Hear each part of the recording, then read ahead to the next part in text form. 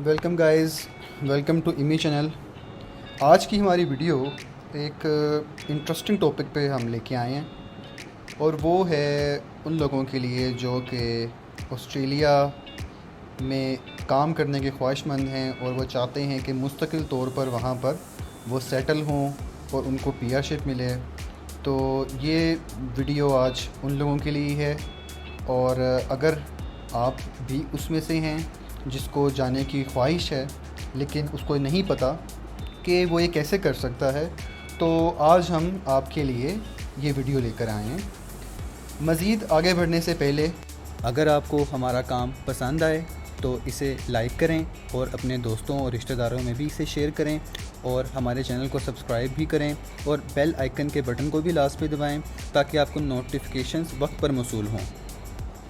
तो आए हम पहले बात करते हैं ऑस्ट्रेलिया के पास स्किल्ड वर्कर्स के लिए, जो कि वो लोग होते हैं जो वहाँ पर काम करना चाहते हैं और अपने मुल्कों में वो स्किल्ड कहलाते हैं, हुनरमंद तजर्बाकार कहलाते हैं। तो ये उनके लिए 3 वीज़ा ऑप्शंस प्रोवाइड करता है ऑस्ट्रेलिया। उनका नाम पहली का है 189 वीज़ा, दूसरे का नाम है 190 वीज़ा और तीसरा है 491 वीज़ा। अब हम देखते हैं कि ये वीज़ा सब क्लासेस क्या हैं, इनको कैसे अप्लाई किया जा सकता है और इनमें डिफरेंसेस क्या हैं। मतलब इन तीनों सब क्लासेस के अंदर, इन तीनों वीज़ा की किस्मों के अंदर क्या फ़र्क है। तो अब हम इस वीडियो में यही डिस्कस करते हैं। सबसे पहले वीज़ा सब क्लास 189 का जिक्र करते हैं। इसे स्किल्ड इंडिपेंडेंट वीज़ा कहते हैं। इससे मुराद ये है कि आपको ये वीज़ा हासिल करने के लिए किसी किस्म के एम्प्लॉयर या किसी स्टेट की स्पॉन्सरशिप की ज़रूरत नहीं होती। स्पॉन्सरशिप से मुराद कि स्टेट आपको ख़ुद सिलेक्ट करती है कि ये बंदा या ये हुनरमंद शख्स मेरे स्टेट के लिए काबिल है, तो इसको जो है मैं नॉमिनेट कर रही हूँ, तो आप इसको वीज़ा दे दें। अपनी ऑस्ट्रेलियन गवर्नमेंट को ये कहते हैं। इसके साथ या एम्प्लॉयर भी यही कहता है कि ये बंदा मेरी कंपनी के लिए फ़ायदेमंद है और मुझे अपने मुल्क से इस जॉब के लिए बंदा नहीं मिल रहा, तो वो आपको इसके लिए स्पॉन्सर कर देता है। लेकिन इस स्किल्ड इंडिपेंडेंट में आपको ऐसे किसी काम की ज़रूरत नहीं है। आप डायरेक्ट अपनी एप्लीकेशन डालते हैं ऑस्ट्रेलियन इमिग्रेशन साइट के ऊपर, उनकी नेसेसरी रिक्वायरमेंट्स पूरी करने के बाद, और राउंड्स होते हैं, इनविटेशन राउंड्स, वो साल में मुख्तलिफ़ औकात में राउंड्स होते हैं। और अगर आपकी प्रोफाइल के जो स्कोर्स हैं, जिसको पॉइंट कहते हैं, तो अगर आपके पॉइंट्स क्राइटेरिया में फॉल कर रहे हैं तो आपको वो वीज़े की ऑफ़र आ जाएगी। इसके बाद अगला वीज़ा है 190। तो उस वीज़े से मुतालिक ये है कि उसे स्किल्ड नॉमिनेटेड कहते हैं। उसमें आपको किसी स्टेट गवर्नमेंट की नॉमिनेशन रिक्वायर्ड है। 189 में ये रिक्वायर्ड नहीं थी। इसमें आपको किसी भी स्टेट जैसे विक्टोरिया, न्यू साउथ वेल या वेस्टर्न ऑस्ट्रेलिया में से कोई स्टेट आपको नॉमिनेट करती है कि ये बंदा हमारे एरिया में रहेगा, हमारे स्टेट में रहेगा, और इसको आप वीज़ा दे दें। इसके बाद आता है 491। ये रीजनल वीज़ा कहलाता है। रीजनल का मतलब ये है कि इसमें इस वीज़े के साथ आप बड़े शहर जो होते हैं, जिस तरह सिडनी, मेलबर्न या इस तरह से और बड़े शहर जो मेन सेंटर्स कहलाते हैं, उनमें आप काम नहीं कर सकते। ये बेसिकली इसलिए वीज़ा सब क्लास बनाई गई है ताकि जो अंडर डेवलप्ड एरियाज़ हैं ऑस्ट्रेलिया के, उनमें लोग आएँ, काम करें और वहाँ पे उनकी बेहतरी हो। इसलिए इस वीज़ा सब क्लास को स्किल्ड रीजनल कहते हैं। और ये भी आपको स्टेट या रीजनल गवर्नमेंट या टेरिटरी गवर्नमेंट आपको इसके लिए स्पॉन्सर करती है। अब हम आते हैं कि इन तीनों में डिफरेंस क्या है। पहला डिफरेंस हम देखते हैं कि इन तीनों के अंदर पीआर का स्टेटस क्या होता है। पीआर मतलब कि आप परमानेंट रेजिडेंट होते हैं कि नहीं होते। अब 189 वीज़ा जो है वो एक परमानेंट रेजिडेंसी स्टेटस प्रोवाइड करता है आपको कि अब अगर आपको 189 वीज़ा ग्रांट हो जाता है तो आप ऑस्ट्रेलिया के परमानेंट रेजिडेंट होते हैं। और आप परमानेंट रेजिडेंट होते हुए जब 4 साल गुजार लेते हैं तो आप सिटीज़नशिप के लिए ऑस्ट्रेलिया की अप्लाई कर देते हैं और फिर ऑस्ट्रेलिया आपको सिटीज़न अपना कंसीडर कर लेता है। इसके बाद आता है वीज़ा 190। 190 भी एक परमानेंट रेजिडेंसी वीज़ा है और इसमें भी आप 4 साल गुजारने के बाद ऑस्ट्रेलियन सिटीज़नशिप के लिए अप्लाई कर सकते हैं। और तीसरा जो है 491, जिसको रीजनल वीज़ा कहते हैं, वो इनिशियली आपको पीआर प्रोवाइड नहीं करता, लेकिन वो उसको ये प्रोविजनल कहते हैं। प्रोविजनल से मुराद एक ऐसा वीज़ा होता है जो कि इनिशियली परमानेंट रेजिडेंस नहीं होता, लेकिन आपको कुछ अरसे के बाद एक आपको ऑप्शन मिल जाती है कि आप किसी पीआर वीज़े को अप्लाई कर सकते हैं। उसकी कुछ शराइत हैं, जिसमें वो ये है कि आपने उसी रीजनल एरिया में काम करना है 3 साल के लिए, और आपकी अर्निंग जो है ऑस्ट्रेलिया की जो मिनिमम टैक्सेबल इनकम है उसके बराबर या उससे ज़्यादा होनी चाहिए।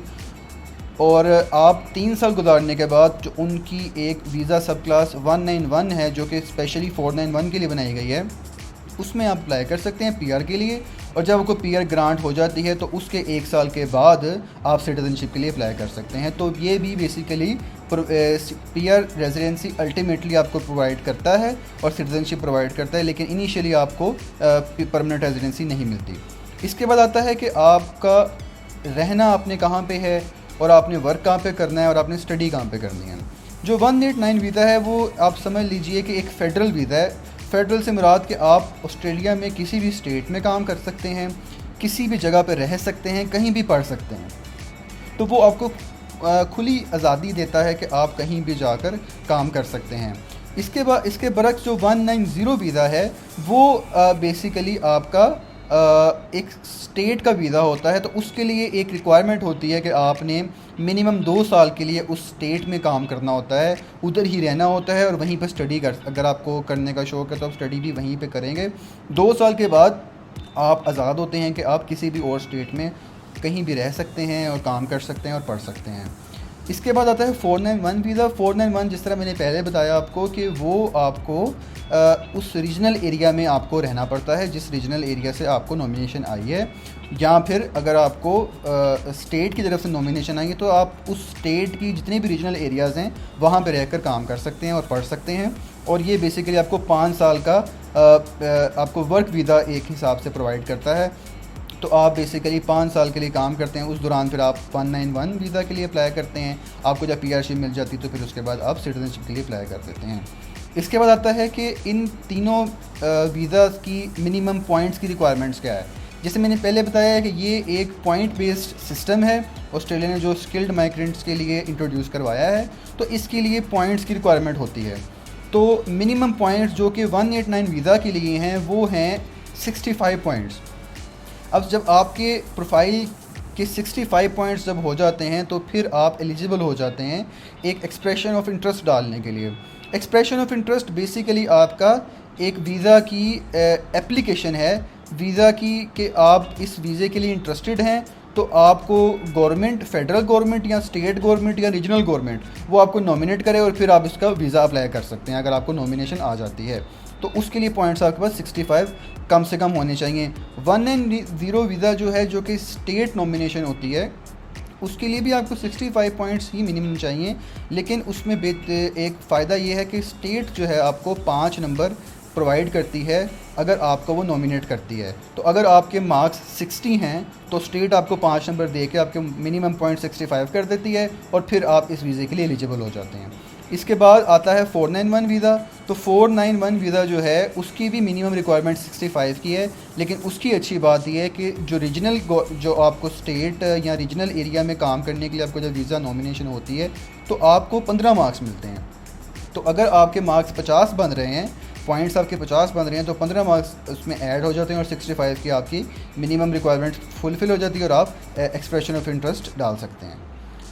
इसके बाद आता है कि जो ये तीनों वीज़ाज़ हैं इनके अंदर क्या क्या सहूलियात मौजूद हैं। जो कि 189 और 190 वीज़ा है उनके अंदर मेडिकेयर और सेंट्रल लिंक की सर्विसेज मौजूद होती हैं। अब मेडिकेयर और सेंट्रल लिंक है क्या कि मेडिकेयर बेसिकली उनका एक हेल्थ इंश्योरेंस स्कीम है ऑस्ट्रेलिया की। उसमें आपको आपकी इलाज के लिए और अद्वियात के लिए आपको फ़ंडिंग दी जाती है, आपको पैसे मिलते हैं और आपको या तो आपका इलाज तकरीबन मुफ्त होता है या फिर आपको थोड़े से पैसे देने पड़ते हैं। तो ये बेसिकली उनकी मेडिकेयर सहूलत है। और सेंटर लिंक बेसिकली उनकी पेमेंट्स का सिस्टम है। पेमेंट्स का सिस्टम इस तरह से है कि आपको जब अपनी लाइफ के दौरान मुख्तलिफ मकामात पर आपको ज़रूरत पड़ती है गवर्नमेंट की, आपके फ़ाइनेंशियल हालात ठीक नहीं होते, तो गवर्नमेंट ने कुछ एलिजिबिलिटीज़ रखी हुई हैं जिसकी बेस पे फिर वो आपको पेमेंट्स करते हैं। जैसे अगर आप जॉबलेस हो जाते हैं तो गवर्नमेंट आपको 1500 से $2000 महीने का प्रोवाइड करती है, और उसकी उन्होंने कोई रिक्वायरमेंट्स रखी हुई हैं कि आप वहाँ पे इतने साल के लिए रेजिडेंट हों, उसके बाद फिर आप इसके लिए क्लेम कर सकते हैं। लेकिन इस तरह से चाइल्ड सपोर्ट है इसके अंदर और बाकी चीज़ें, ये पेमेंट्स ये सेंटर लिंक होती है। अब ये किस किस वीज़े के साथ होती है? अब 189 वीज़ा जो है उसके अंदर दोनों इंटाइटल्ड आप होते हैं, मेडिकेयर भी आपको मिलता है और सेंटर लिंक भी मिलता है। 190 वीज़ा भी पीआर चूँकि है तो पीआर को आपको मेडिकेयर और सेंटर लिंक दोनों मिलते हैं। जबकि 491 जो है वो चूँकि प्रोविजनल वीज़ा है, वो आप इनिशियली पीआर नहीं होते, और ये फैसिलिटीज़ पीआर और ऑस्ट्रेलियन रेजिडेंट्स के लिए होती हैं, तो वो इनिशियली आपको मेडिकेयर और सेंटर लिंक नहीं मिलता जब तक आप 191 वीज़ा जो कि पीआर वीज़ा आपको नहीं मिल जाता, तो आपको ये सहूलियात नहीं मिलती। इसके बाद आता है कि आप इन वीज़ाज़ की मदद से अपने रिश्तेदारों को स्पॉन्सर कर सकते हैं कि नहीं। तो आप स्पॉन्सर किन किन को कर सकते हैं ऑस्ट्रेलियन पीआर के लिए या ऑस्ट्रेलियन वीज़े के लिए? आप अपने वालिदैन को स्पॉन्सर कर सकते हैं, अपने बहन भाइयों को स्पॉन्सर कर सकते हैं, अपने बच्चों को और अपने ले पालक को भी आप स्पॉन्सर कर सकते हैं। इसके अलावा भी उन्होंने और चीज़ें प्रोवाइड की हुई हैं कि जिनको आप स्पॉन्सर कर सकते हैं। तो अब 189 वीज़ा पीआर होता है बेसिकली आपका वीज़ा। तो पीआर के पास ये फैसिलिटी होती है कि वो अपने एलिजिबल रिलेटिव्स, जो कि आपको पहले बताया कि पेरेंट्स, सिबलिंग्स और आपके बच्चे होते हैं, उनको आप स्पॉन्सर कर सकते हैं ऑस्ट्रेलिया आने के लिए। 190 वीज़ा भी आपका चूँकि आपका वो होता है पीआर वीज़ा होता है, इसलिए आप उसमें भी आप स्पॉन्सर कर सकते हैं। जबकि 491 चूँकि प्रोविजनल होता है, वो वीज़ा पीआर वीज़ा नहीं होता, तो उसमें आप एलिजिबल नहीं होते अपने रिलेटिव्स को स्पॉन्सर करने के लिए। अब हम आते हैं कि इनकी प्रोसेसिंग टाइम्स क्या हैं। प्रोसेसिंग टाइम का मतलब है कि जब आपको फेडरल गवर्नमेंट की या स्टेट नॉमिनेशन की तरफ से ईमेल आ जाती है कि अब आपको हमने वीज़ा आप वीज़ा के लिए एलिजिबल हो गए हैं और अब आपको हमने नॉमिनेट कर लिया है और अब आप वीज़ा अप्लाई करें, तो जिस दिन आप वीज़ा अप्लाई करते हैं उस दिन से जिस दिन आपको वीज़ा ग्रांट होता है उसका जो दरमियान का जो टाइम होता है उसे हम वीज़ा प्रोसेसिंग टाइम कहते हैं। तो 189 वीज़ा फेडरल वीज़ा है और ये इसकी जो प्रोसेसिंग टाइम है सबसे तेज़ इस वक्त है ऑस्ट्रेलिया के अंदर, और उसमें उन्होंने अपनी वेबसाइट के ऊपर ये इन्फॉर्मेशन प्रोवाइड की हुई है कि जो 25% एप्लीकेशंस हैं वो 3 माह के अंदर उनको ग्रांट मिल जाती है, और 90% एप्लीकेशन जो उनकी होती हैं टोटल एप्लीकेशन में से 90% एप्लीकेशन उनको 5 माह के अंदर वो वीज़ा ग्रांट कर देते हैं। इसके बाद आता है 191 वीज़ा। ये थोड़ा सा कंपैरेटिवली उसके निस्बत स्लो है, लेकिन ये भी काफ़ी अब इन्होंने बहुत बेहतर कर दिया है, बहुत उसको स्पीडी कर दिया है। उसके अंदर ये है कि 25% एप्लीकेशन 4 मंथ में हो जाती हैं, वही वीज़ा उनको ग्रांट हो जाता है। 50% एप्लीकेशन 5 मंथ के अंदर और 90% एप्लीकेशन 14 मंथ के अंदर उनको वो वीज़ा ग्रांट कर रहे हैं। और इसके बाद आता है 491 वीज़ा। 491 वीज़ा बेसिकली आपका थोड़ा सा सबसे ज़्यादा डिलेड होता है वीज़ा, क्योंकि ओरिजिनल होता है, उसको वो कोशिश कर रहे हैं कि इसको जल्दी से जल्दी करने की कोशिश करें। लेकिन अभी की जो प्रोसेसिंग टाइम्स ये हैं कि उनकी जो 25% एप्लीकेशन 5 मंथ में हो रही हैं और 90% एप्लीकेशन उनकी 20 मंथ्स के अंदर हो रही हैं। तो ये बेसिकली आपकी सारी इन्फॉर्मेशन है इन तीनों वीज़ाज़ के अंदर। तो अगर आपको ये वीडियो पसंद आई है तो आप इसे लाइक और शेयर करें। और इसमें डिस्क्लेमर मैंने इसमें ऐड किया है, हमने ऐड किया है कि हमने ये सारी इन्फॉर्मेशन जो है इमिग्रेशन की जो ऑस्ट्रेलियन इमिग्रेशन की ऑफिशियल वेबसाइट है हमने वहाँ से ली है, तो आप भी जाके उसको रेफ़र कर सकते हैं अगर आपको कोई और मज़ीद इन्फॉर्मेशन चाहिए। और अगर आपको कुछ और इन्फॉर्मेशन भी चाहिए जो आपको नहीं मिल रही तो आप हमें कमेंट सेक्शन में रेफ़र कर सकते हैं, कमेंट्स हमें दें ताकि हम उस पर भी वीडियो बनाएँ और जो है आगे की आपको आसानी हो आपके लिए और हम आपको हेल्प कर सकें। तो आपका बहुत शुक्रिया, आपने बहुत टाइम दिया। अल्लाह हाफ़िज़।